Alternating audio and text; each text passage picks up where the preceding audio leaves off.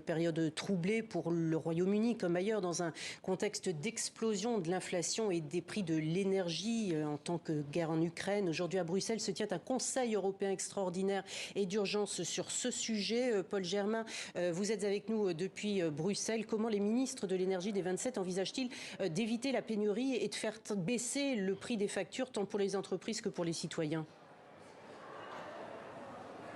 Eh bien, la Commission européenne a déjà commencé à débroussailler le terrain et elle a présenté un brouillon avec des propositions. La première consiste à bloquer le prix du gaz russe.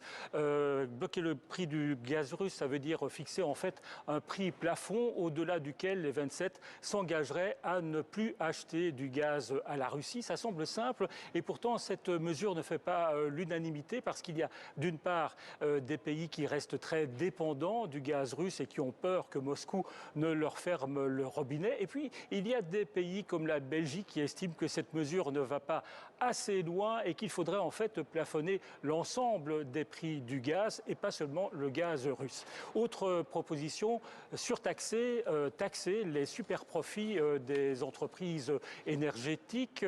Vous savez que beaucoup d'entreprises qui fabriquent de l'électricité font des bénéfices énormes. Eh bien, il faudrait prendre une mesure à cet égard et la France et l'Allemagne en particulier souhaiteraient que cette mesure soit prise au niveau européen. Et puis vous connaissez l'adage selon lequel l'énergie la moins chère est celle que l'on ne consomme pas et la Commission européenne veut inciter les 27 à faire des économies d'énergie, à faire des économies intelligentes comme elle dit. Nul doute que le mot sobriété va être souvent prononcé aujourd'hui. Merci beaucoup.